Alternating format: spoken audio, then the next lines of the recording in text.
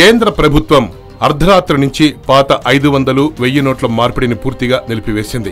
బ్యాంకుల్లో నగదు మార్పిడి చేసుకునే వారి సంఖ్య తగ్గుముఖం పట్టడంతో ఈ చర్య తీసుకుంది. ఇకపై ఎవరైనా పాత నోట్లను తమ బ్యాంకు ఖాతాల్లో జమ చేసి ఆ తర్వాత నగదును తీసుకోవాలని, బ్యాంకు ఖాతా లేనివారు కొత్తగా ఖాతాలు తెరుచుకోవాలని సూచించింది. తమకు అందిన సలహాలు, సూచనలు పరిగణలోకి తీసుకుని పాత నోట్ల మార్పిడిని నిలిపివేయాలని నిర్ణయించినట్లు కేంద్ర ఆర్థిక శాఖ ఒక ప్రకటనలో రాత్రి తెలిపింది.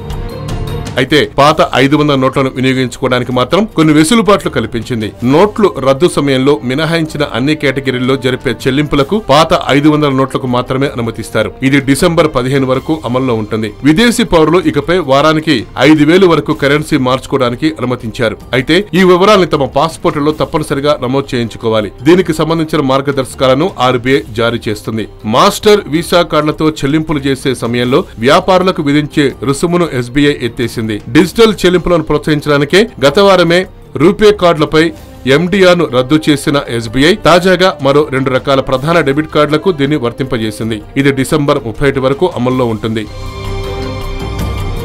చెల్లింపుల కోసం డ్రాఫ్ట్ పే ఆర్డర్ల కోసం పట్టుబట్టొద్దని కేంద్ర మానవ వనరుల అభివృద్ధి శాఖ అన్ని విద్యా సంస్థలకు ఆదేశించింది. RTGS, SFT వంటి ఎలక్ట్రానిక్ పద్ధతుల్లో చెల్లింపుల్ని లేదా చెక్కులు స్వీకరించాలని కూడా సూచించింది. ఇక జన్ధన్ ఖాతాలో అనుసంధానమైన రూపే కార్డును పెద్ద ఎత్తున యాక్టివేట్ చేయించాలని కూడా ఢిల్లీ ప్రభుత్వం నిర్ణయించింది. YoYo news, Hyderabad.